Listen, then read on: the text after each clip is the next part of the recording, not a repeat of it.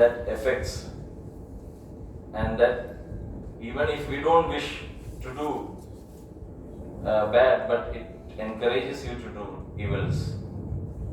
So halal in earning is a must for a Muslim, and it's like we consume a poison, like anything which harms you. Even if you knowingly eat or you consume it, or even if you unknowingly do it, you consume it, the effect of that is going to happen.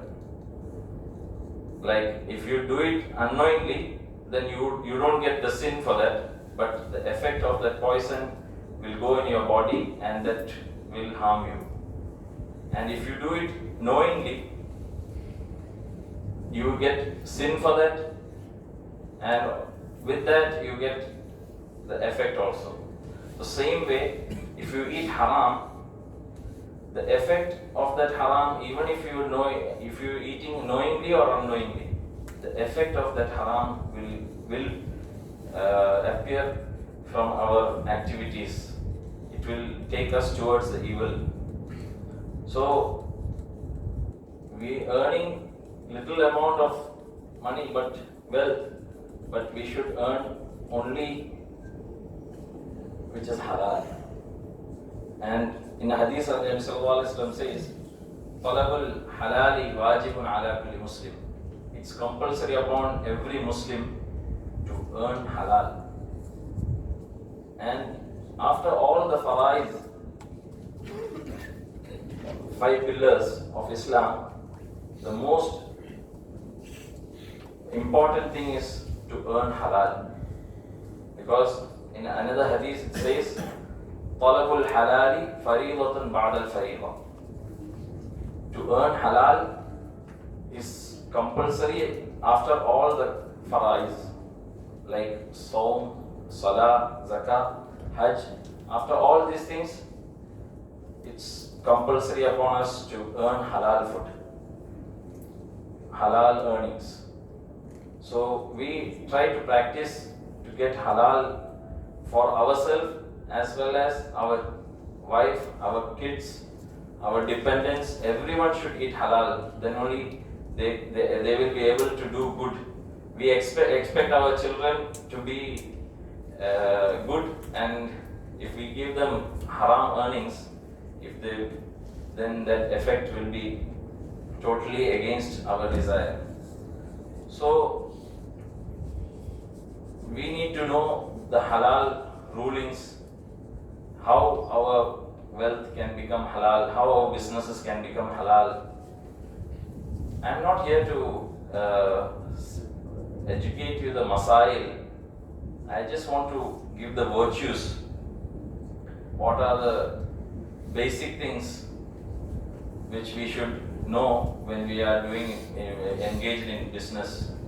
Like it says in a hadith that man ghasha falaysa minna. Whoever cheats are not among us. Nabi sallallahu alaihi wasallam says that if a person who cheats, he cannot be amongst me. That means he cannot be a Muslim. So a person in business, he should not cheat anyone. And another hadith it says that ayatul munafiqi thalath. There are many signs of munafiq, hypocrites, but one of that is وَإِذَا وَعَدَ وَخْلَفَ. When they promise something, they do not fulfill their promises. So these things should not happen in our businesses. And one hadith it says that 4 things, if you keep in mind, if you do it rightly, then your earnings will become halal.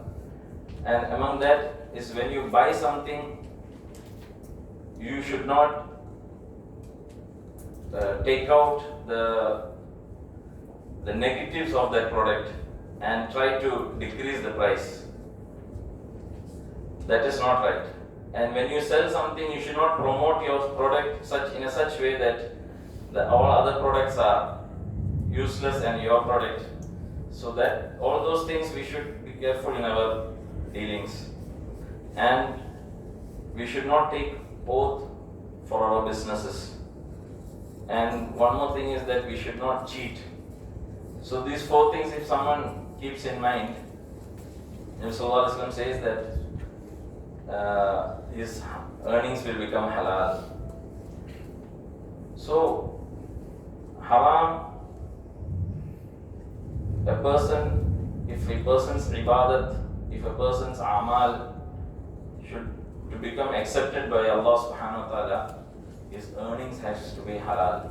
Because in a Muslim Sharif, it's narrated that a hadith about a person who is in a long travel and his hairs are spreaded and his body is covered in dust. In that situation, he is in a long travel. That time he raises his hands, crying to Allah subhanahu wa ta'ala, "Oh my Rabb, oh my Rabb." But the situation of that person is such that his food is haram, his drink is haram, and his clothes are haram. So how can his du'as be accepted? So our du'as to be accepted, we need to have halal earnings. And once Anas ibn Malik radiallahu anhu asked the Prophet sallallahu alaihi wasallam, can you make dua for me that I want to be my duas to be accepted immediately? Means he wants to become mustajabud da'wa. He should raise his hands and it should be accepted. So Prophet sallallahu alaihi wasallam said, "O Anas radiallahu anhu, your earnings should be halal. If your earning is halal and if you eat halal, your du'as will be accepted. And further he says that if you consume one morsel of haram, it goes in your stomach, it doesn't accept your du'as as well as ibadah for 40 days. So the effect of a small morsel, without knowingly also, that will affect in all our amal, and according to our amal we get the promises of Allah subhanahu wa ta'ala. So if our amal are not accepted, then how can we achieve the promises which are offered for us from Allah subhanahu wa ta'ala? So I would like to emphasize few things in regarding halal earnings, is that we should avoid basic things. Ulama have listed out more than 25 categories of haram earnings, and there are many subcategories also. But I would like to emphasize few things. That one is the major thing is that interest, which will impure your wealth, because Allah subhanahu wa ta'ala says, "Ahallallahu al-bay'a wa harrama riba." Allah subhanahu wa ta'ala has made it halal. Business is made, Allah subhanahu wa ta'ala has made it halal, and riba, interest, Allah subhanahu wa ta'ala has forbidden. And Allah subhanahu wa ta'ala says, يَمْحَقُ اللَّهُ الرِّبَا وَيُرْبِي الصَّدَقَاتِ. Like we have a thinking that when we see more money coming, more wealth coming to us, we think that we are growing. But Allah subhanahu wa ta'ala says, your money will decrease. يَمْحَقُ اللَّهُ الرِّبَا, if we enter into interest and such things. And وَيُرْبِي الصَّدَقَاتِ, our wealth get increased when we give more charity, more sadaqah. Because Allah subhanahu wa ta'ala offers minimum.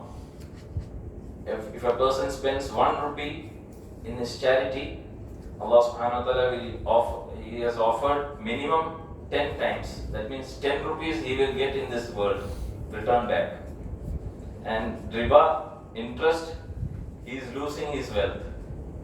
So we should be saved from this interest, because Allah subhanahu wa ta'ala has cursed those people who take interest, who give wealth for interest, and even the person who witnesses for that, and even the person who writes the agreements and whatever it's related to it.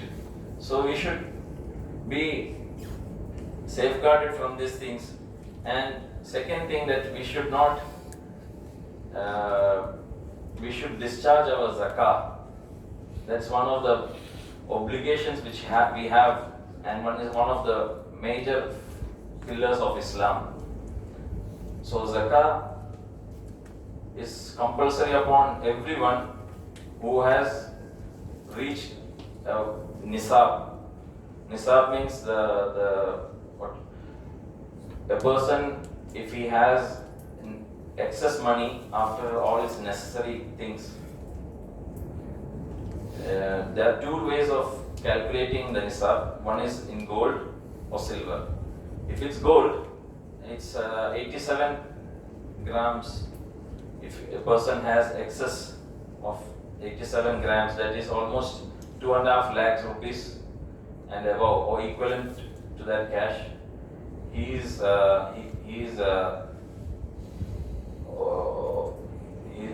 compulsory upon him to give zakah. And if it's silver, it's 612 grams, which is around 30,000. So ulama has different opinion in that. Whichever we can take, but more preferable to opt for the silver one, so that more people will get zakah.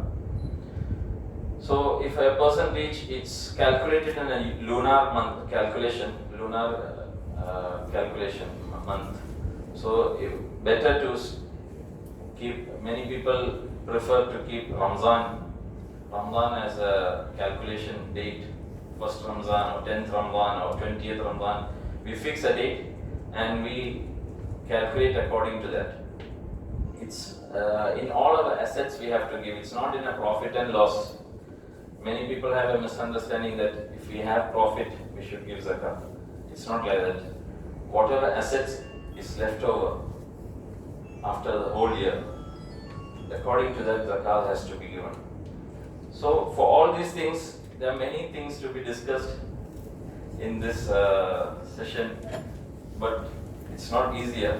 One takeaway that I have for the entrepreneurs and to becoming entrepreneurs is that, like how when you start a business, how you have consultants for your GST, for your income tax, auditing, and statutory consultants and strategy consultants to grow your business. You have many consultants for many things to grow your business.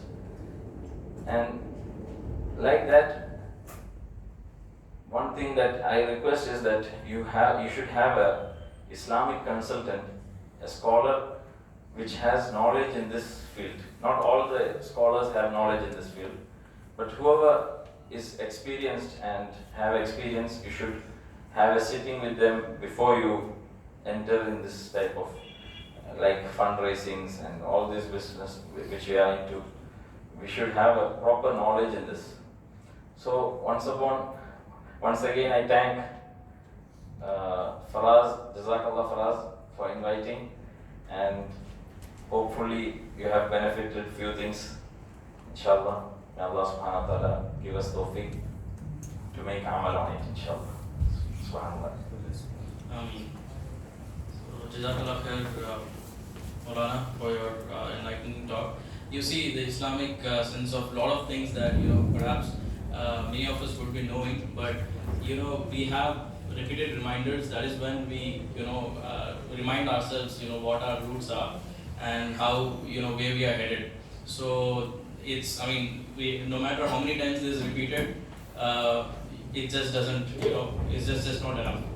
So while we set the panel discussion set, I think we have some power backup for presenting the PPT, but in any way we'll have the panel discussion now sometime. So while this gets set up, what I would like to add is that one very interesting point that I think the takeaway, I think that is the punchline for me especially, is that we hire a lot of consultants for various things, for our marketing, for our IT, for various other benefits for our careers. But we seldom hire consultants for Islamic knowledge. I'll tell you, many people have this misunderstanding that when people are seeking money to give Islamic advice, they think that it's a bad thing. And many scholars also believe that way because they are being humble. But there's also hadith which says that the most halal income that you can earn is by teaching Quran, right? So can you imagine giving money to learn Quran? But then the hadith says so. So we have this set of ustads in Delhi. They are looking to set up something like this, where we are setting up a Islamic consulting portal where qualified ulama will be providing consultancy on Islamic matters. And I'll tell you, there are a lot of things that we do not know as halal or haram, but only when we learn things deeply do we realize that okay, there's this fine line between what is halal and haram. I myself started off my career with a certain company, and it's not that I willfully got into a haram thing, but it was an investment bank, and I thought the job that I was doing was pretty halal because I was only scratching the surface, right? I was just looking at okay, whatever is black and white, okay, it's interest, not interest, but there were a lot of finer details to it. So when I discussed with more knowledgeable ulama and knowledgeable ustads who got an understanding of both the worldly aspects as well as the Islamic knowledge, they made me realize that this is a very gray area, right? So it's better to be avoided. And they explained to me with the various dalils and what is the Islamic ruling around it. And that is when I had to make a paradigm shift. I totally changed my career from one field to another field.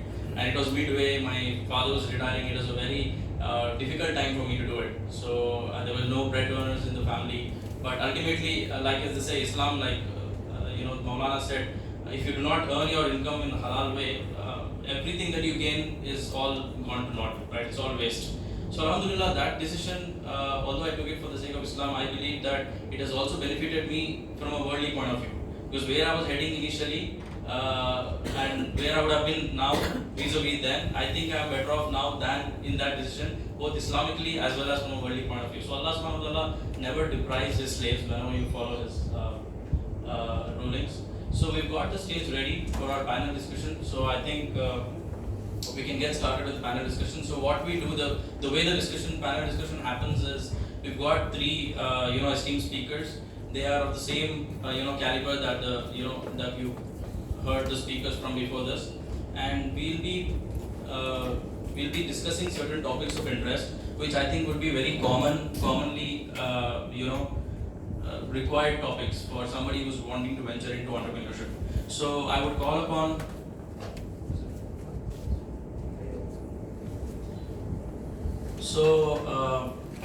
we'll call upon this panelists.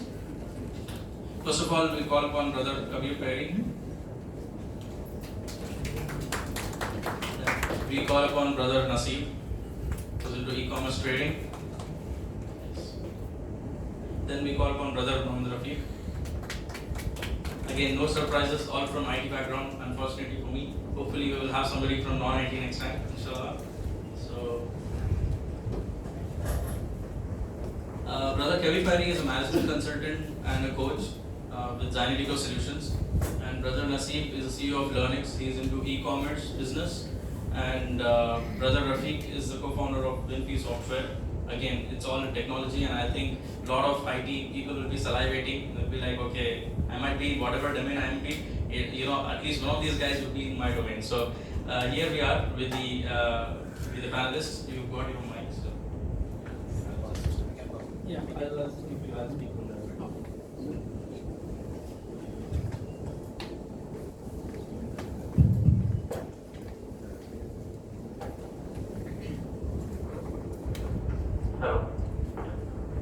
So brothers, I think the first topic of interest would be, this is one thing that prevents most of us budding entrepreneurs into getting into entrepreneurship. Can you hear me now? Yes. Okay. So it is the risk factor, right? So how much risk can I take before making the plunge? So what I mean by risk specifically is how much monetary backup do I need to have to fend for my needs, for me, for myself, for my family, and all that. Before I think I can make that risk or that gamble or that jump of getting into a business setup, right? So this is that specific question. All of you might have your own, experiences, but we would love to hear from you.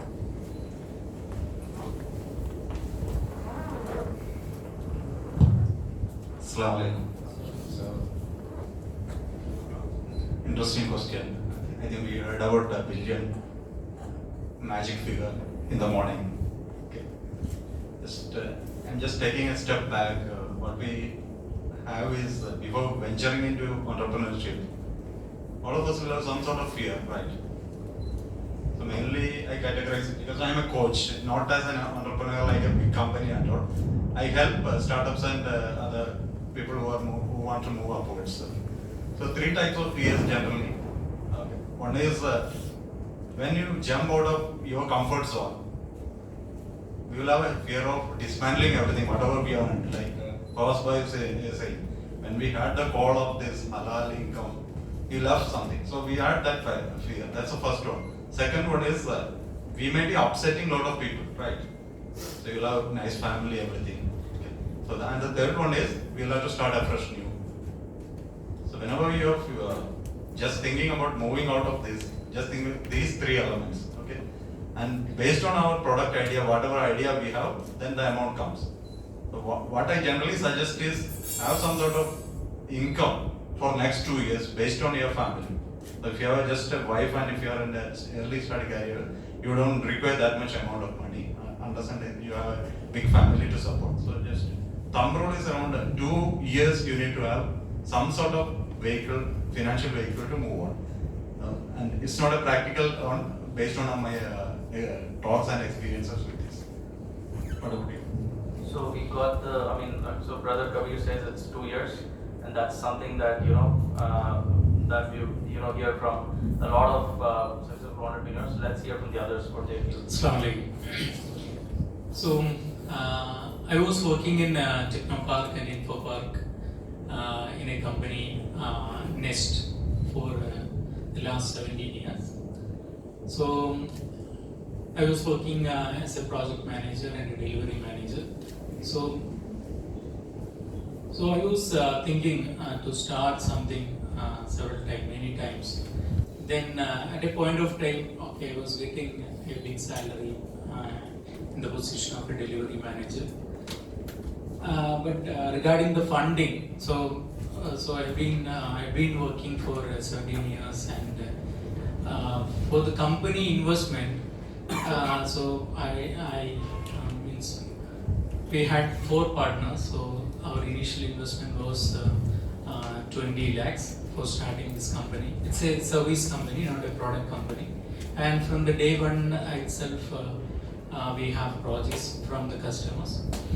So the thing is that for the backup money, probably I would say instead of 2 years, I had only 6 months backup, like 6 months backup from my employment.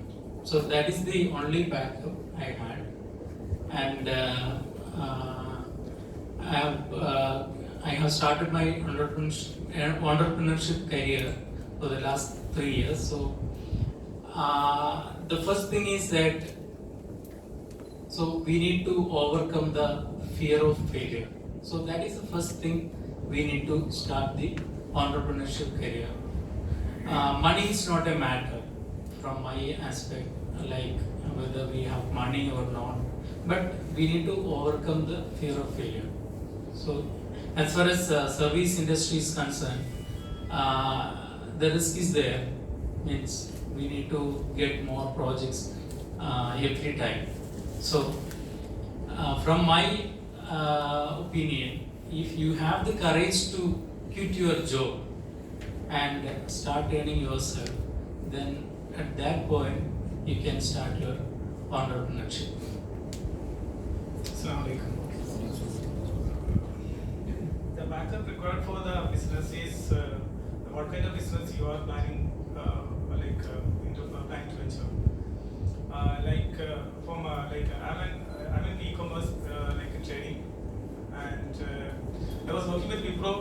last from 2006 to 2012. And what I did is I had got opportunity to work abroad. Whatever money I earned during my career, 6.5 years, I given all the money to my father. He is into business. So my entire family is into business. I'm the only one working for my family. So I had that business here. So I had given all my money to my father. So when I came into business, it's what I did is I started investing very slowly actually. First I asked when I quit the job, I didn't have any money left with me. So everything was given to father or whatever for the. So I asked for 1 lakh rupees, 2 lakh rupees, 3 lakh rupees. So I started investing slowly, and I was observing the response from the market. So based on the response, I invested the money. But parallelly, I had my plan and I had a plan to run the family. So we should as Kabir Bhai said, we should have a backup for 2 years. Within 2 years, some magic for 2 years, we have a backup for the business as well as for the family. Business, I had a discussion with many of my friends who are in the business. Everybody says that nowadays people say 3 years also. So at least minimum 2 years we should have that backup. Just to add, this 2 years is a figure, but like you was telling, it might differ our that trust and company start. If you are going to be in comfort zone for next 2 years, trust decrease. So if you have more money with you, our passion it might reduce.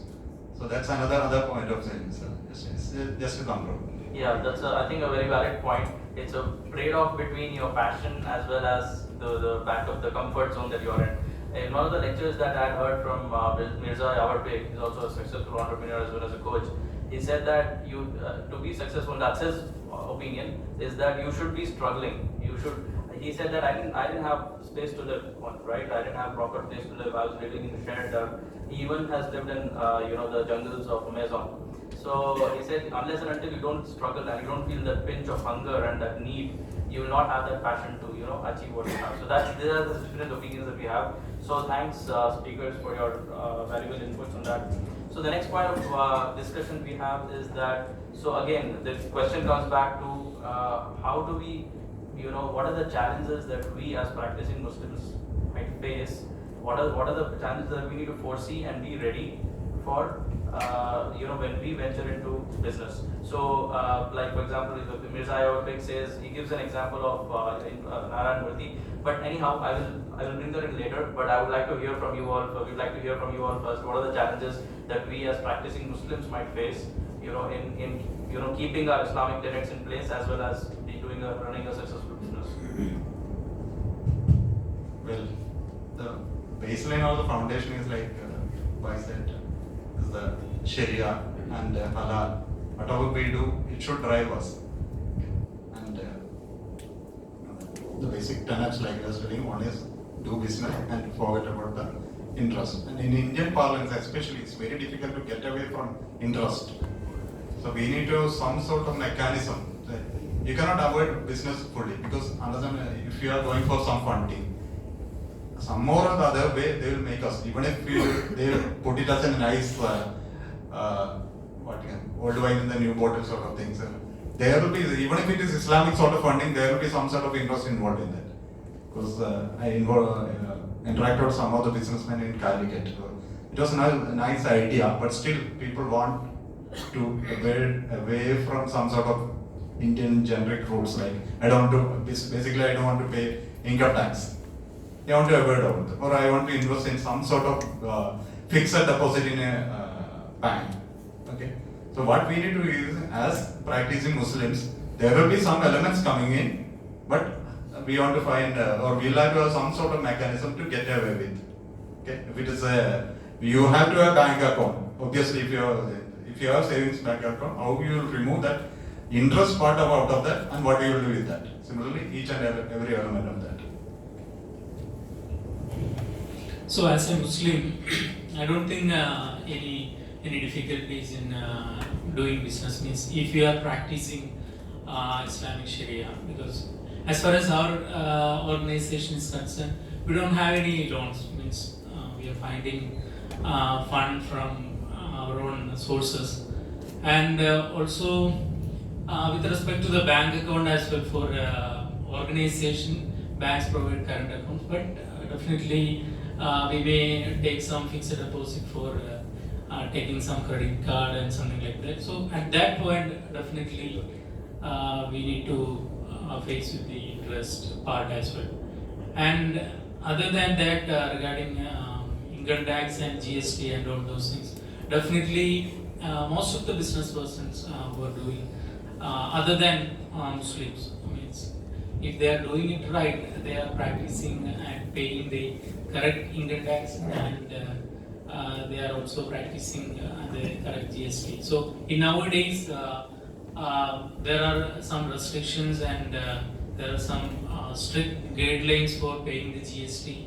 And instead of means without paying the GST and income tax, we don't run our business properly. Means we might face some issues in future as well. So my point is that as a Muslim, we are not facing much difficulties in doing business in India. As brother said, we do not have, we normally don't face any as a Muslim any difficulties in doing a business. The few things also we should be we should have some consultant kind of when we do something is it halal? Am I doing this transaction halal? Maybe one or 2 years, if the first 2 years or first 2 or 3 years, you will be facing a lot of new way of transactions. People will come up with say that I'll invest like this or I'll do the transaction in this way. So we should be checking with somebody as Malana said is it halal way of doing? So if you are God conscious, He will open a way for us actually. There's nothing to worry about that. It has happened we'll have that urge to go for sometimes we'll get into some situation where we need some amount immediately. Say I'm into e-commerce business. Say I'm an e-commerce basically I'm into I'm selling on Amazon. I'm a seller on Amazon, and in Amazon panel side for a one click we'll get 10 or 15 lakh rupees as OD immediately. So that is no approval, nothing required. Click it, we'll get it actually. So when I need some money, if I just click, that money will come to my account immediately. But that is kept there actually. But I never clicked on that actually because I always patience or wait here. Challenges where some challenges we normally face is bribing. See, bribing in sense when we initially for a startup business we'll have to approach many government officials for getting approvals, license, many things. So in such cases, what happens is bribing to get one's right is, as per my understanding, it is allowed. Suppose bribing is haram. It's a major sin actually. Bribing is major sin. But it becomes sin when we suppose we submit some file to some officials, and our file is 10th file in that 10th file, and we want to get a priority for that, and we bribe. That is haram. But somebody is denying our right. For that, if we pay money and get our right, it's halal. That's what I understand from scholars. Okay, so it's allowed. And one more thing, Islamic, we fail is as Maulana said, that keeping promise actually. It's a kind of nifaq. So, see, as a new business, we take like somebody asks us to develop a project, we say that okay, I can develop it in 1 month, but it actually requires 2 months time actually. But we to get that business, we say that okay, I can do it actually, and also the amount also we commit. Sometimes we ask the person like, no, this is not sufficient, I need more money. So we should be very careful in keeping the promise. Okay, that is really requires. So if we do it halal, Allah will open a way actually. Yeah, so I think I was getting to the point of the